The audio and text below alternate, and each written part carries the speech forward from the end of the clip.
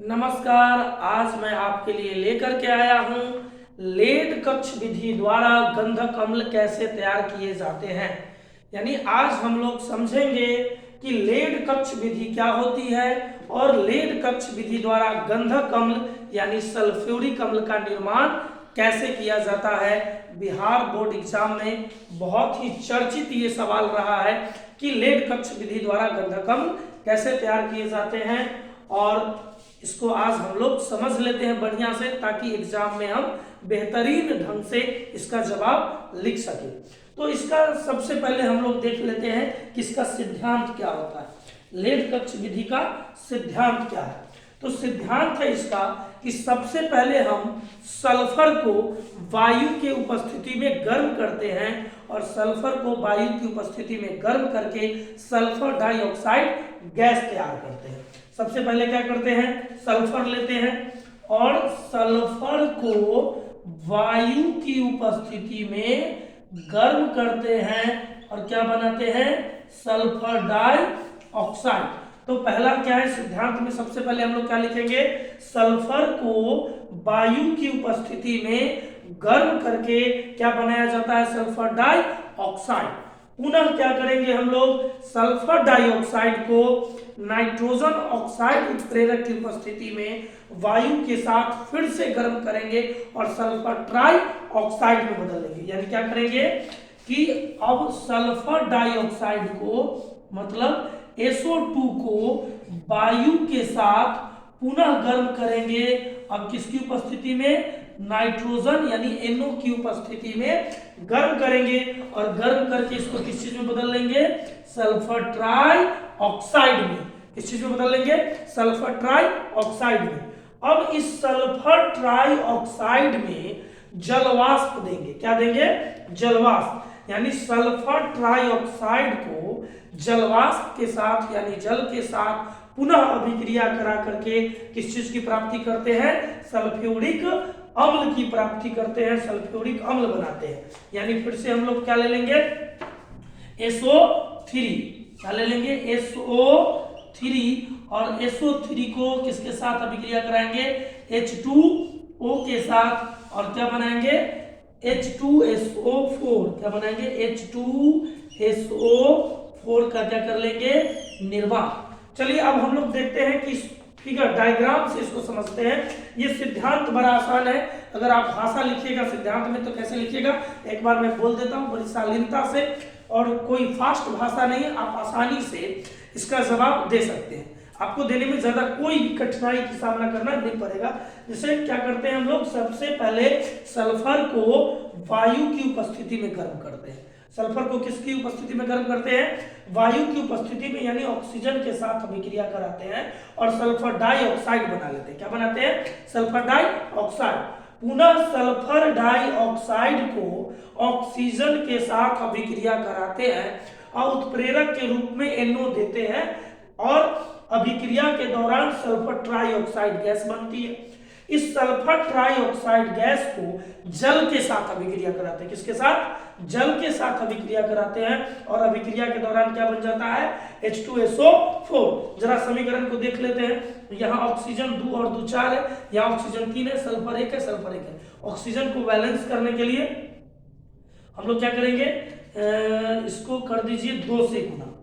इसको किससे 2 गुना कर दीजिए, 2 से गुना कर दीजिए। तो ऑक्सीजन 3 गुना 6 हो गया, सल्फर 2 हो गया, इसको कर दीजिए 2 से गुना। सल्फर 2, ऑक्सीजन 2 दूना 4 2 6। हमारा समीकरण भी क्या हो गया, बैलेंस हो गया।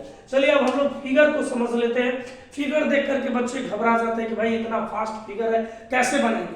बनाना बहुत ही आसान है, आप गौर से समझिएगा, दिक्कत ज्यादा नहीं होगा कि कैसे फिगर में क्या क्या काम करता है। आपने जो लिखा है बस वही फिगर में काम है, वही फिगर, इसी जो यहाँ पर सिद्धांत है उसी सिद्धांत के अनुसार फिगर भी है, आसानी से समझिएगा। चलिए तो हम लोग फिगर पर गौर करते हैं। फिगर में सबसे पहले आप देख रहे हैं यहाँ सल्फर को वायु के साथ क्या किया जाता है, गर्म किया जाता है। सल्फर को वायु के साथ गर्म करते हैं और हम एक सल्फर बर्नर ले लेते हैं। क्या ले लेते हैं, सल्फर बर्नर ले लेते हैं। जैसे आप किताब में देखिएगा सल्फर बर्नर या पाइराइट बर्नर भी, आपको जो सहूलियत हो ले सकते हैं। लेकिन सल्फर आपके लिए ज्यादा अच्छा रहेगा, सल्फर बर्नर, क्योंकि आसानी से ये बन जाएगा। तो सल्फर बर्नर एक ले लेते हैं, और सल्फर बर्नर में SO को O2 के साथ गर्म करते हैं। SO को क्या करते हैं? O2 के साथ गर्म करते हैं, ठीक है। तो सल्फर को क्या करते हैं? O2 के साथ गर्म करते हैं, तो सल्फर डाइऑक्साइड बनता है, SO2 बनता है। अब SO2 को हम लोग नाइटर पात्र में भेज देते हैं। कहाँ भेज देते हैं? नाइटर पात्र में। अब समझने वाली बात है कि सल्फर को जब हम वायु के साथ गर्म करते हैं तो वायु में तो केवल ऑक्सीजन नहीं होता, उसमें नाइट्रोजन भी होता है। तो नाइट्रोजन होने के कारण हमको वहां से NO निकालना है, NO2 निकालना है, तो इसलिए हम सल्फर को कहाँ भेज देते हैं? सल्फर डाइऑक्साइड को भेज देते हैं नाइटर पात्र में। नाइटर पात्र की मदद से हम नाइटर पात्र की मदद से SO तो सीधा SO2 जो है वो हमको मिल ही जाता है, और नाइट्रोजन जो है नाइटर पात्र की मदद से नाइट्रोजन NO और NO2 में बदल जाता है, और फिर इसको यहां से नाइटर पात्र से हम लोग कहां भेज देते हैं? ग्लोबल टावर में।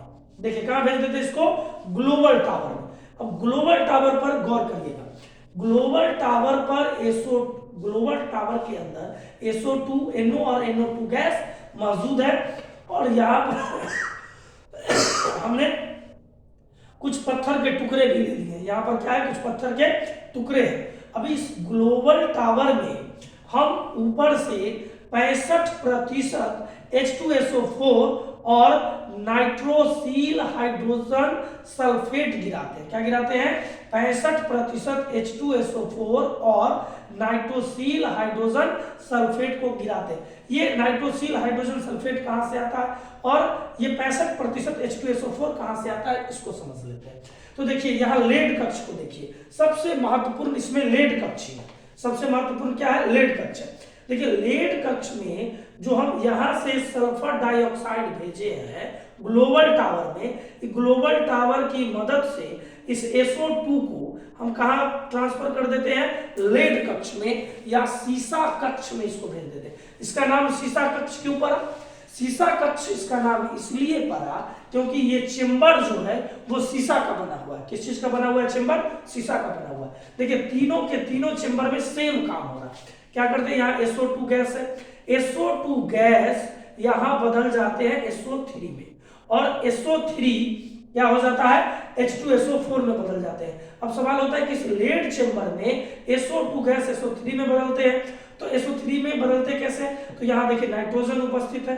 नाइट्रोजन तो देख रहे हैं आप, SO2 है, हवा के साथ अभिक्रिया होती है O2 के साथ नाइट्रोजन की उपस्थिति में, तो नाइट्रोजन तो यहाँ उपस्थित है, इस टावर से इसको नाइट्रोजन मिल जाता है, और SO2 SO3 में बदल जाते हैं। अब ये SO3 H2SO4 में कैसे बदलते हैं? तो देखिए यहाँ से हम भाप गिराते हैं, जल वाष्प को देते हैं, जल का भाप क्या करते हैं?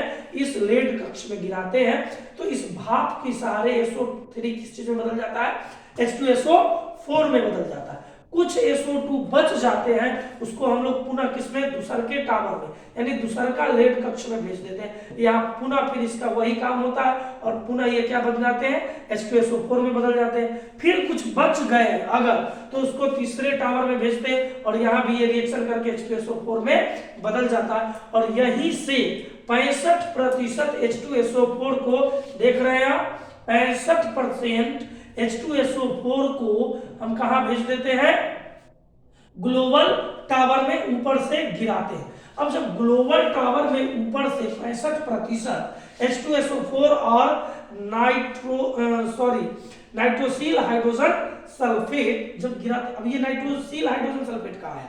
तो एक बार गौर करेंगे किस पर?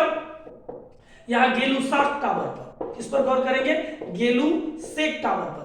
गेलुसेक टावर में NaHSO4 मौजूद है, यानी नाइट्रोसिल हाइड्रोजन सल्फेट। यहां से अब मिल जाता है हमको क्या? Nitrosyl hydrogen sulphate. अब जब दोनों यहां ग्लोबल टावर में आते हैं, तो ग्लोबल टावर में यहां SO2 के साथ H2SO4 का मतलब सांद्रण होता है, और ये सांद्रित होकर के 80% H2SO4 देते हैं। क्या देते हैं 80% H2SO4। ये 80% H2SO4 को शीतलक के सहारे, कूलर के सहारे हम लोग क्या कर लेते हैं, ठंडा कर लेते हैं और इसे संग्राहक टंकी में ठंडा H2SO4 जो 80% H2SO4 है उसको संग्रहित कर लेते हैं। पुनः ये इसी से हम लोग क्या करते हैं, फिर जो ठंडा H2SO4 यहाँ देखिए कोक लगा है, कोक पर क्या करते हैं, गिराते हैं और फिर इसकी मदद से जो है 65% H2SO4 कहाँ देते हैं हम लोग, ग्लोबल टावर में देते हैं। फिर ग्लोबल टावर से 80% H2SO4 को हम शीतलक के सहारे क्या करते हैं, संग्राहक टैंक में 80% H2SO4 को ठंडा करते हैं। फिर ये काम दूसरे टावर से फिर करते हैं, यानी ये क्रिया अनवरत चलती रहती है और लेड कक्ष विधि द्वारा इसी तरह से गंधक अम्ल का क्या होता है, निर्माण होता है। फिगर बनाना बहुत आसान है, आप इसमें क्या करिएगा कि 7 टावर ले लीजिएगा, जरूर है। इसमें सबसे मेन है लेड कक्ष। लेड कक्ष में ही क्या होता है, सल्फ्यूरिक अम्ल का निर्माण हो जाता है और यहीं से 65% सल्फ्यूरिक अम्ल को हम लोग क्या करते हैं कि ग्लोबल टावर पर गिराते हैं और यहां से 80% क्या करते हैं, सल्फ्यूरिक अम्ल का निर्माण कर लेते हैं। तो आशा करते हैं कि आपको लेड कक्ष विधि समझ में आ गया होगा और इसी तरह के वीडियो हम आपके लिए लेकर आते रहते हैं। एग्जाम है तो बेहतरीन ढंग से आप एग्जाम की तैयारी करिए। अगर आपको हमारा ये वीडियो समझ में आया होगा तो एक बार लाइक कर दीजिएगा, कमेंट जरूर करिएगा और हमारे चैनल पर बने रहिए। और नए अगर आप हमारे चैनल पर हैं तो चैनल को सब्सक्राइब कर लीजिएगा। हम मिलेंगे आपसे कल फिर नए वीडियो के साथ, तब तक के लिए धन्यवाद।